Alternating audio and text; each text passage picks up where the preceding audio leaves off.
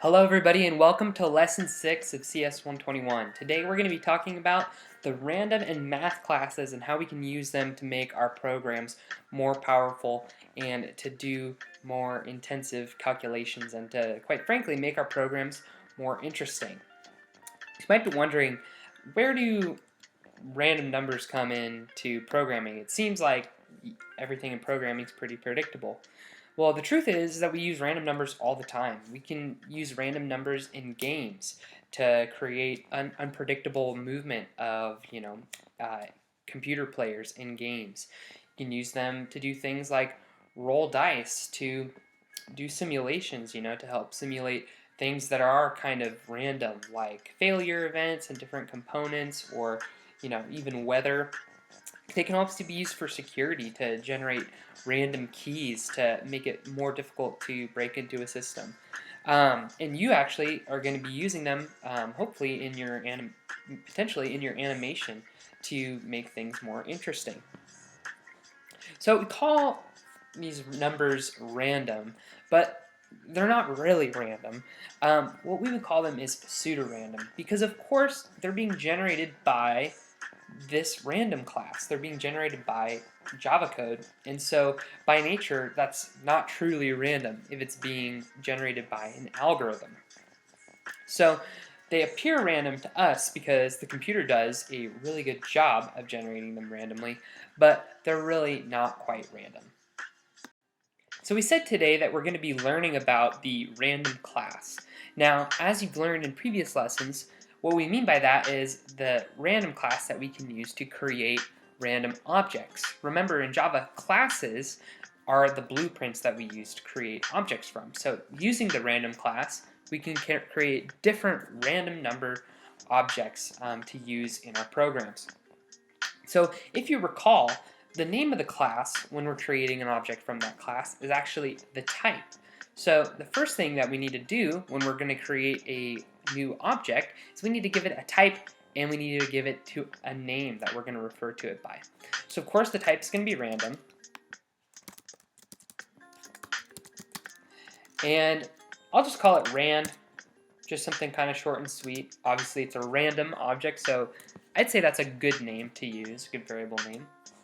So remember, you could declare an object here and then set it equal to something later, or you can declare and instantiate the object on the same line. And a lot of times when I say instantiate an object, that's what I mean, is declaring it and instantiating it on the same line. Now, as you see, Java has a problem with this. If you hover over this little red underline here, you get a nice little error message. Random cannot be resolved to a type. And one of the quick fixes is to import the random class from the java.util package. So if you recall, our scanner is also in java.util, and we also have to import it. Anything that's in a different Java package, now those are the things after Java, so java.util is a package in the Java programming language. Java.lang is also a package, and that's the package that you get for free. That's the code library that contains all the basic functionality that Java has, stuff like system.out.println and strings. But util class, obviously we're not going to use a random number generator in every program we create, and so we put the stuff that's going to be used less often in different packages, and we try to organize them according to functionality. So java.util package has a bunch of just utilities that we can use, things like scanners, random number generators. Now, remember, we've given our rand variable here a type and a name, and now it's time to instantiate it. If you recall, we use the new operator to say, hey Java, we want a new random object, and we use the new operator and call the constructor here. And the constructor, special method in the object that actually sets up and creates a new random object for you and gives you back a reference to it. So what we're doing here really is we're saying, hey Java, give us a new random object, and we're going to refer to it by this name. And so remember, rand is the reference to that new object. It doesn't actually hold the value like our ints and doubles do, but it references our new random object we've created. So now, if we want to use the random object, we'll just demo it for you here really quick. The methods that we're going to use most often are the nextInt is the nextInt method. So if you recall, when you take your object reference and use this dot operator, you can call methods on that object, which are the object's behaviors. In this case, nextInt generates a pseudo-random integer and returns it to you. So remember, when a method returns a value, it actually gives that value back when the method is invoked. And so when we say ran.nextInt, the random class goes, generates a random number, and returns it back to us. And so this section here I have highlighted, when it gets called, it's actually going to evaluate to a result of type int, and it's going to be a number. So when we print this out, we run it, it generates a random number in the entire range that an int can assume. So it'll generate some really big numbers, both positive, and if I run enough times, yep, I should get a negative number as well. Now on the slides, you've got the different constructors. We'll talk about the other one that takes a parameter in a second. You can see nextInt and another nextInt one here. I just want to show you that these aren't the only ones that are available to you. In fact, if you Google Java random, I always Google Java and then the name of the class, and you want to Google it and look for these docs.oracle.com, because these are the official Java documentation. Now there's a big complicated description of the random class, kind of how it works, what it's supposed to do, but these are the two sections you're going to be concerned with. The constructor summary, which tells you how you can create a random object, and then the method summary, which summarizes all the methods that are available to you. And if you look, there's all kinds of methods that return different types of values to you. So nextInt is just scratching the surface. So let's go back.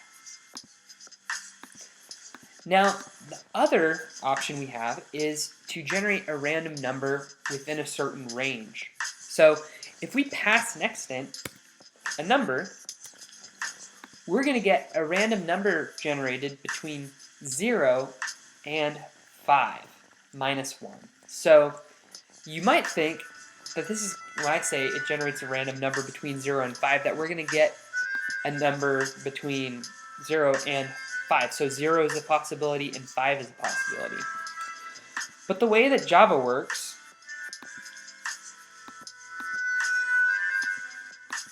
oh, there we go.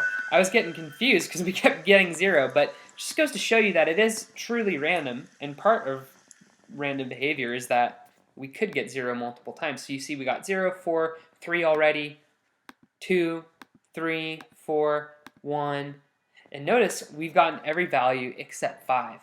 It's because the random class will actually give you a number, generates a number between 0 and 5 minus 1.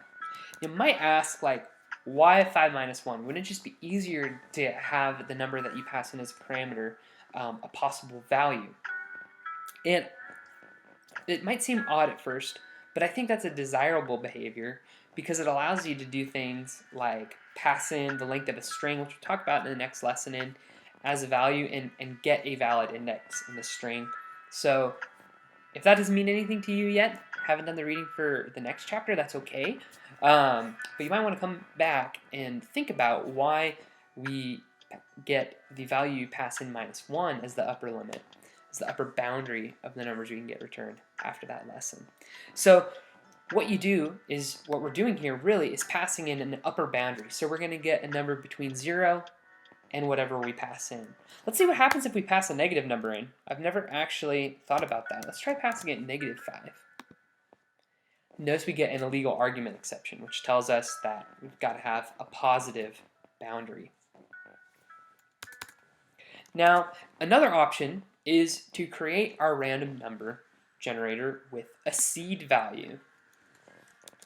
And by seed value, we actually pass in a number to the constructor. If you go to the little summary of the documentation here, it says this is going to create a new random number generator with a seed value.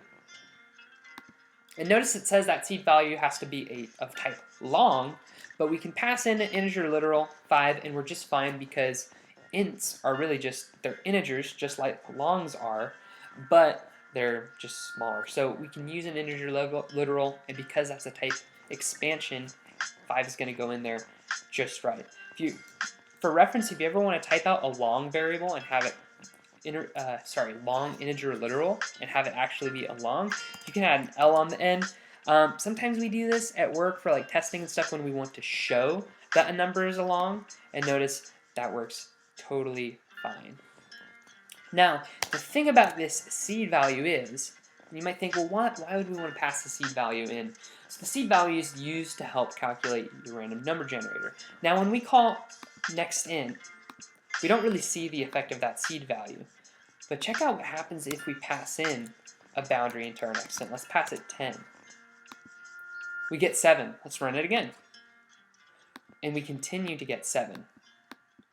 What the seed does for us is it still generates a random number for us, but it's a predictable random number. So every time you pass in a boundary into next int, you're going to get the same answer every time when you pass in that random seed value. And that's really nice for when we need to test our code, which we don't do really in CS 121. You'll learn more about that in CS 221. But something that's huge at work is testing almost every piece of code that you write.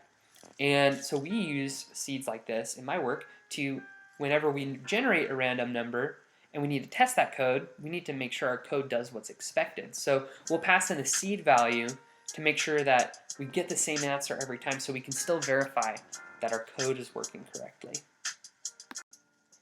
So now that we've talked about the random class, I've shown you a couple examples how to create a new random object, how to create one with a seed value, and how to call nextInt and nextInt with a boundary.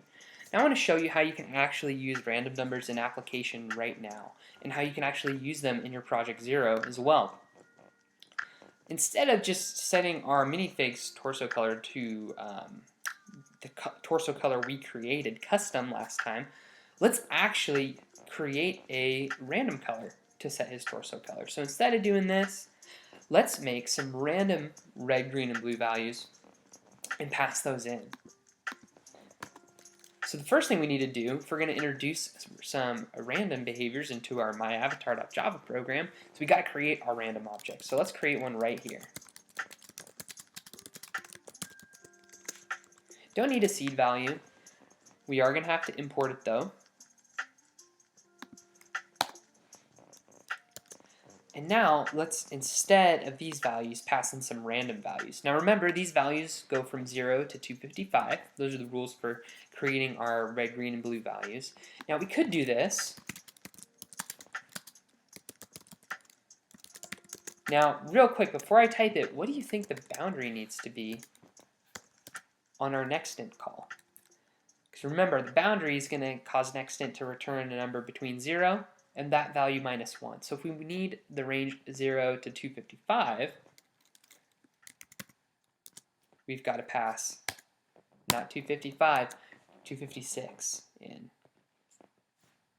And oops, I called it rand, not random. So we could do this and then pass in our variable red. But what I actually prefer to do is, instead of having to type out 3 lines and then include them here, let's just get rid of this line and pass in the values directly.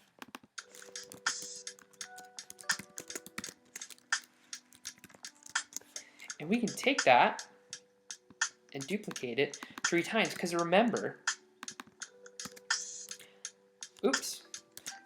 rand.nextInt is going to happen first and then get passed into the color constructor. So we'll actually get 3 different random variables here, and then the color constructor will be called.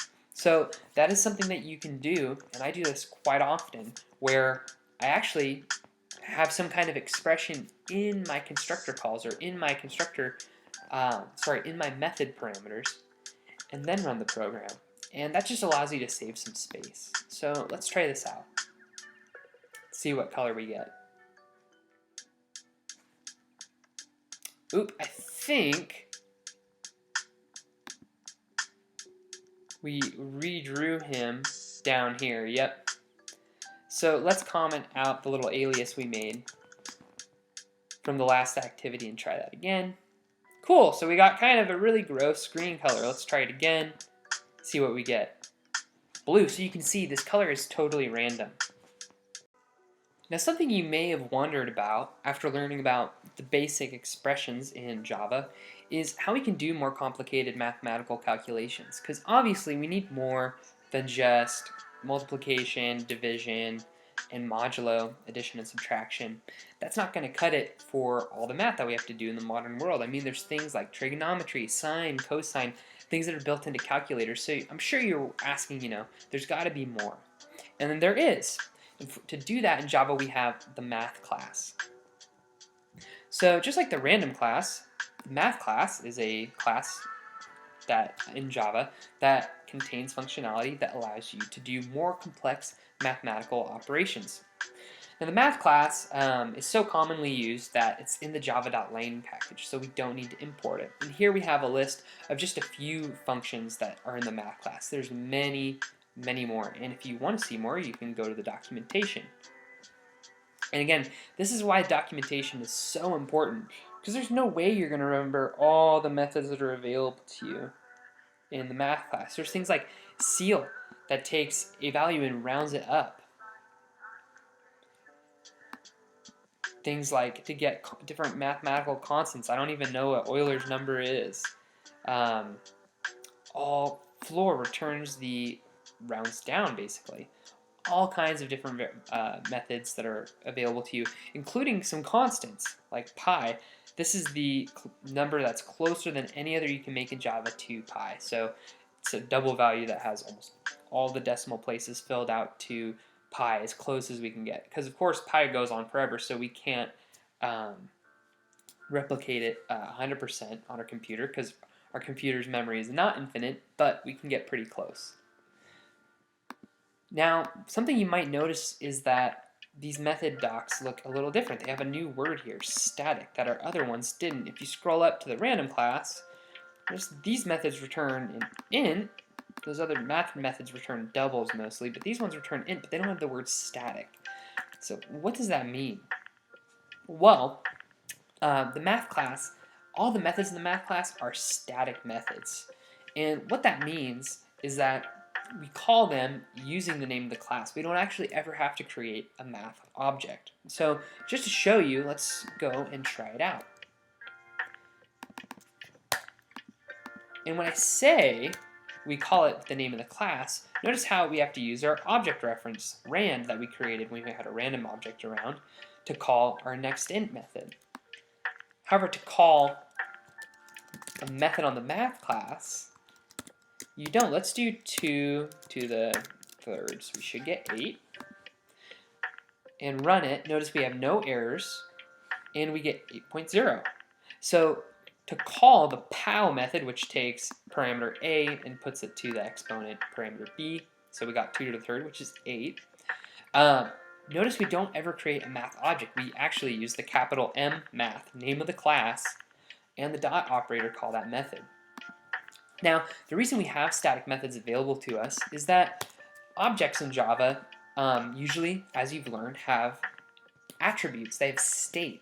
And a random object does have to keep some internal state just to help produce random numbers. And objects like our scanner and other ones do have to have some internal state. But math functions, all they do is they take in two or 1 or however many values, and then they do a calculation with them and return that value. The math class doesn't have to contain any internal state. And so because of that, we can make all the methods static and just have something nice and convenient for the programmer where they don't even have to create a math object. They just get to use the functions right away. So that covers static methods. We talked about the documentation, showed them. Let's do another method. Something that's kind of nice is that the math class also has a random number generator. I believe it's math.random. And math.random is going to return a random number between 0 and a random double, specifically, between 0 and 1.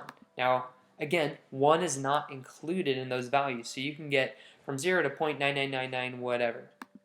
So notice we're getting 18, what have you. So this is convenient because we can actually take math.random and multiply it by whatever we want. If we want a random number between 0 and 10, we can call this method and print it out. Now notice they're doubles, which might be what you want, but if they're not, just put them into an int. And remember, we're going to have to cast it because we can't convert double to int, so let's add that cast. If you print out num, now all of a sudden you've got a random integer between 0 and 10. So that's another tool that's available to you. I actually like to do this sometimes more than just creating a random object. Sometimes you have to do a little more math, but it is kind of convenient that you don't have to import anything. So now that we've talked about the random method, let's use some of these other ones. I want to actually use the math class to solve a problem. Let's use it to solve this quadratic equation. So hopefully from your algebra class you remember, I certainly didn't, I actually had to look this up, but your good old quadratic formula, x equals opposite b plus or minus square root of b squared minus 4ac all over 2a. And I was singing the little song that I used to remember that in my head while I said it, so no shame if you were doing it too. Now this quadratic formula is going to yield to us two x positions, the x-intercepts of this quadratic graph. I'm not a math teacher, so don't hate me for not knowing the proper terminology. But I do know that when we solve this, we are going to get two x-intercepts that are going to come to us in this form. So this is the correctly factored version of this quadratic equation, and if you solve it, we're actually going to get x equals 2 for both of our points, both of our x-intercepts. And so 2 is what we should get, but let's take this quadratic equation and actually translate it into a Java equation. So I'm going to go ahead and write a comment. This is something that comments are really useful for if you're doing some kind of math. So I'm going to do x, I'll use caret to show exponent 2. That was a minus 4, right? Yeah. Minus 4x plus 4. That's the equation we're going to try to solve. So I'm going to, instead of num, I'm going to do ans for answer. And how are we going to type our little quadratic formula out here? Well, opposite b, so that's 4. And then plus or minus the square root. Let's do the plus part. So remember, we'd have two versions of this formula here. Let's get the positive x-intercept, and we already know that they're both going to be the same, so we don't really need to do it twice. But opposite b plus or minus the square root of b squared minus 4ac. So the square root is a pretty big part of the equation. There's going to be a lot in there. So we actually need to use the math class to get a square root value. And now inside these parameters, I'm going to put my semicolon at the end because we can type more after that. But there's going to be a lot in here. So what, again, was in there? B squared minus 4ac. So b squared, that's going to be 16 minus 4. A is just 1. So let's do 4 times, and remember, I don't even need parentheses because order operations is going to happen here. 4ac, so that'd be 4 times 4. And then all over 2a, which is going to be all over 2. Now, this is saying we can't convert from a double to int. So what I want to do is make sure that all my numbers here are doubles, because this math.square root is going to return a double.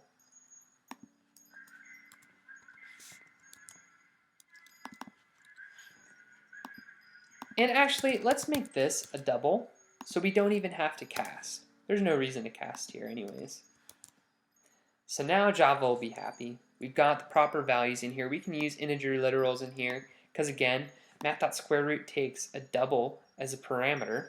Notice in the little mini documentation here, if you hover over the method name, it gives you some mini documentation. Made doubles in the rest of our equation, so Java's happy. We're putting it into a double variable, and let's print it out. We should get 2.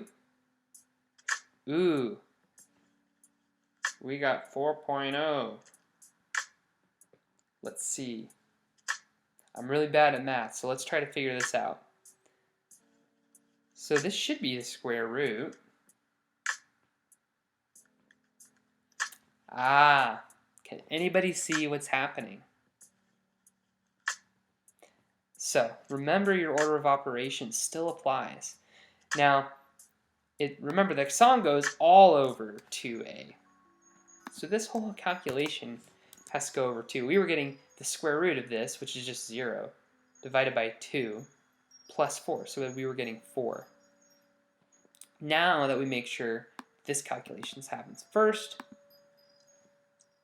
we should get 2. And notice we do. So that's a more, I guess, kind of utility application of the math class. So I hope this was helpful for you.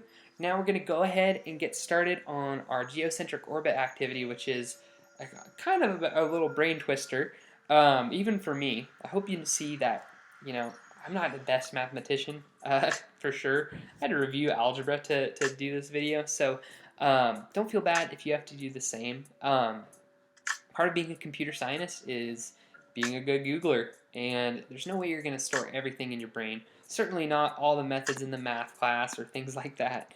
So don't feel bad if you have to look all this stuff up. I have to do it every single day. So with that, I'll catch you guys later. Happy coding, everybody.